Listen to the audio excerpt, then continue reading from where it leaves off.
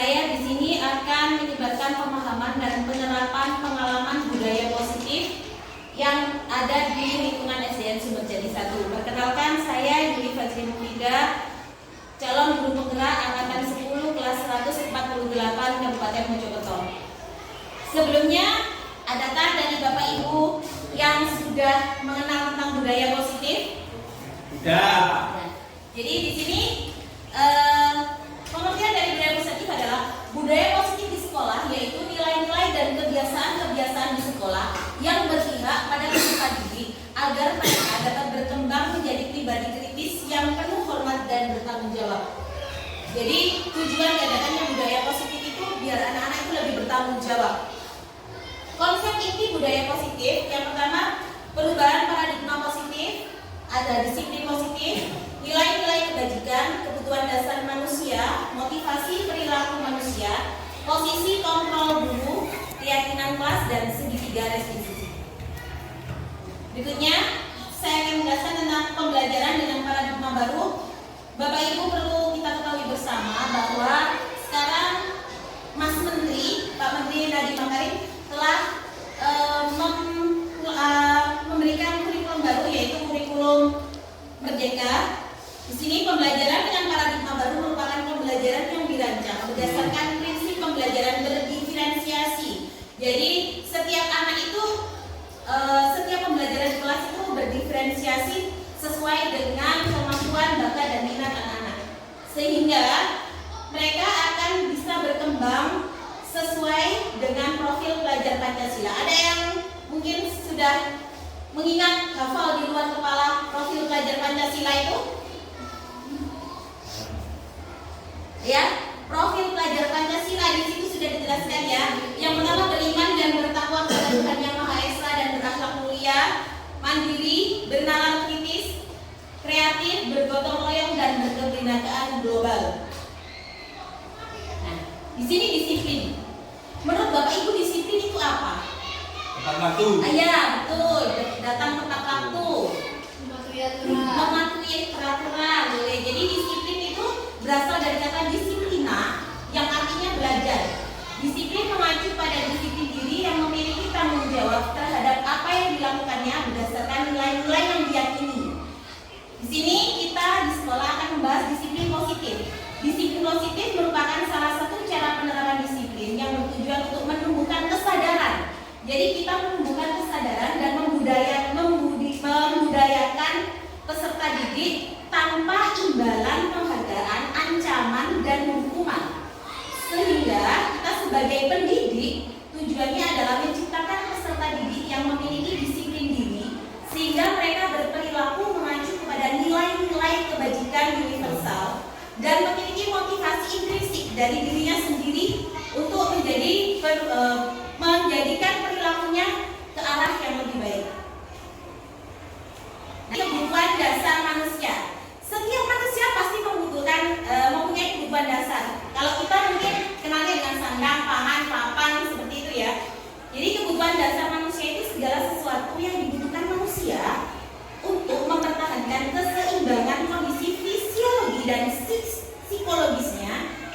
Jadi biasanya kan kalau anak datang tepat waktu kita bagus sekali, pintar sekali, ada disiplin seperti itu. Atau motivasi dari dirinya sendiri untuk menjadi orang yang mereka inginkan dan menghargai dirinya sendiri dengan nilai yang mereka percaya. Oh, saya percaya kalau datang tepat waktu itu disiplin, bentuk kedisiplinan. Jadi saya akan melakukan itu tanpa paksaan. Jadi di sini ada konsep disiplin itu dengan identitas gagal. Artinya gagal apa? Anak itu merasa disalahkan. Peserta didik merasa, kita menganggap peserta didik itu gagal. Yang pertama hukuman, yang kedua penghargaan. Jadi hukuman itu menyakitkan, tidak nyaman, memaksa. Kemudian cenderung nanti muridnya akan menutupi kesalahannya, sehingga akhirnya dia akan merasa rendah diri ketika dia mendapatkan hukuman. Pun begitu dengan penghargaan. Penghargaan selamanya itu tidak efektif. Jadi kita memberikan penghargaan ke anak, dia akan melakukan lagi, kita akan memberikan penghargaan lagi, melakukan kebaikan lagi, penghargaan lagi, sangat tidak efektif. Yang kedua, merusak hubungan. Jadi nanti ada kesenjangan sosial antara dia dengan temannya, mematikan kreativitas, menghukum dengan sistem ranking, dan yang terakhir merampas hak menghargai dirinya. Berikutnya konsep disiplin dengan identitas sukses. Ada dua di sini, konsekuensi dan restitusi. Biasanya kalau konsekuensi itu ketika ada pelanggaran suatu kesalahan, dia mencerna kesalahan apa dan konsekuensinya apa atas kesalahan ini. Misalnya sekolah punya peraturan sekolah, datang tepat waktu. Jika melanggar maka harus misalnya membersihkan kamar mandi atau hormat bendera. Itu suatu konsekuensi. Penguatannya bukan jangka panjang, tapi penguatannya itu jangka pendek dan perlu monitoring. Jadi perlu diawasi, terus ada stimulus responnya. Muridnya itu hanya menghormati peraturan, bukan menghormati Bapak Ibu guru. Selanjutnya, dia tidak ada waktu untuk merenungi kesalahannya. Ketika dia terlambat, ya sudah, saya menerima konsekuensi atas keterlambatan saya. Tetapi dia tidak belajar dari kesalahannya. Dan untuk restitusi, murid itu bertanggung jawab untuk perilakunya. Fokus pada pemecahan masalah jangka panjang. Jadi siswa itu ketika melakukan suatu kesalahan, dia akan belajar dari kesalahan tersebut, menghormati dirinya dan orang lain. Teori kontrol, murid bersemangat memperbaiki kesalahan. Nah, sekarang yang harusnya kita lakukan bersama adalah melakukan pendekatan restitusi ketika seorang anak tersebut terindikasi melanggar kedisiplinan. Apa itu restitusi? Menurut Gosen 2004, restitusi adalah proses menciptakan kondisi bagi murid untuk memperbaiki kesalahan mereka sehingga mereka bisa kembali kepada kelompoknya dengan karakter yang lebih kuat. Di sini ciri-ciri restitusi. Restitusi itu bukan untuk menebus kesalahan, namun untuk belajar dari kesalahan. Berikutnya, memperbaiki hubungan. Itu sebuah tawaran bukan paksaan, menuntut untuk lebih melihat ke dalam dirinya, mencari kebutuhan dasar yang mendasari tindakannya, masalahnya. Gurunya terbuka, siswanya juga menghormati dirinya sendiri dan menghormati gurunya. Kita sebagai guru di sini ada 5 posisi kontrol restitusi. Yang pertama sebagai penghukum, yang kedua pembuat rasa bersalah, sebagai teman, sebagai pemantau, dan sebagai manajer. Contoh kasus, siswa tidak menggunakan atribut sekolah lengkap saat upacara. Kasusnya sama. Sebagai penghukum, guru melakukan tindakan patuhi aturan sekolah lalu berdiri di depan barisan. Itu guru sebagai penghukum. Guru sebagai pemantau, kamu sudah melanggar. Apa peraturan dan konsekuensinya? Lihat lebih halus ya Bapak Ibu ya. Kalau tadi penghukum kan keras, kamu berdiri di depan, seperti itu namanya penghukum. Tapi kalau kamu tahu peraturannya, bagaimana konsekuensinya, itu lebih halus memantau. Nah, sebagai teman, guru sebagai teman, ayolah yang tertib, buat guru bangga. Kali ini tidak apa-apa salah. Mungkin kita kadang-kadang juga bersikap seperti itu kepada murid-murid kita. Kemudian pembuat rasa bersalah. Nah ini biasanya kita membuat siswa itu merasa bersalah. Berapa kali sih melakukan pelanggaran itu? Kamu sudah membuat Bapak Ibu kecewa. Nah itu Bapak Ibu berperan sebagai pembuat rasa bersalah. Yang terakhir adalah manajer. Bapak Ibu akan menjadi manajer ketika apa kamu tahu kesalahanmu? Apa alasannya kamu berbuat seperti itu? Misalnya, apa alasannya kamu tidak memakai atribut sekolah lengkap? Apakah memakai atribut sekolah tidak lengkap sesuai dengan keyakinan kelas atau peraturan sekolah? Gitu. Bapak Ibu pasti sudah pernah membuat keyakinan kelas pada saat awal semester.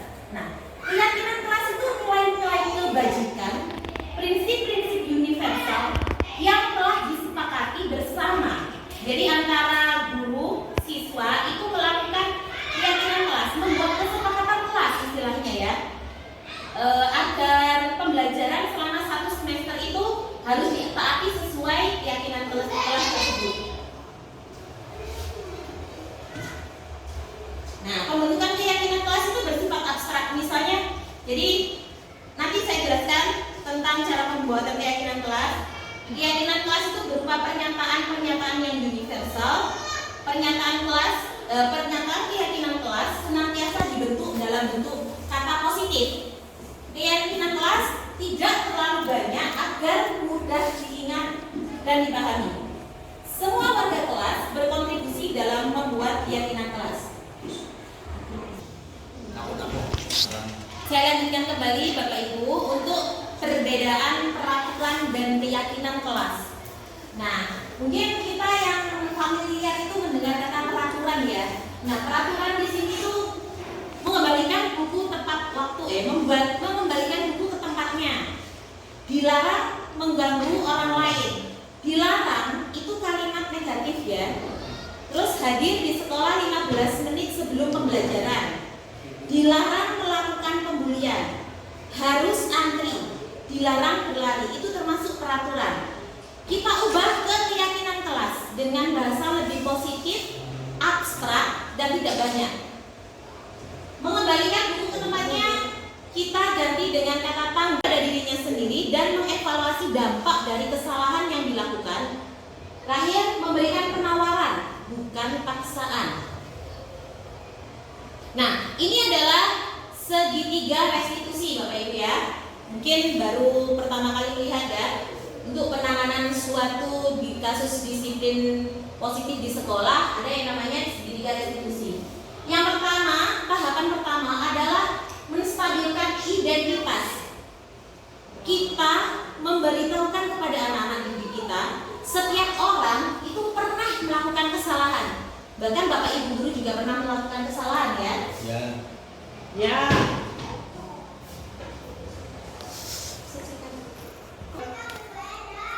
Yang kedua yaitu validasi tindakan yang salah. Jadi tindakan yang salah tadi kita validasi. Kamu tentu punya alasan untuk melakukan itu. Adakah cara yang lebih efektif untuk mendapatkan apa yang kamu butuhkan? Yang terakhir yaitu menanyakan keyakinan.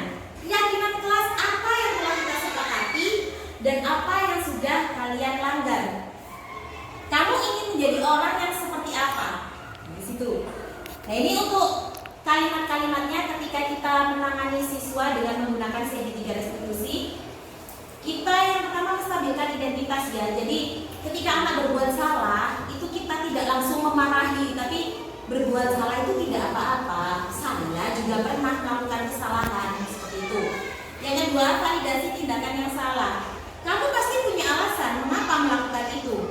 Padahal kamu bisa melakukan yang lebih buruk dari itu. Yang ketiga, menanyakan keyakinan. Apa keyakinan kelas yang masih kamu ingat? Terus kamu mau jadi orang yang seperti apa? Gitu ya. Demikian Bapak Ibu.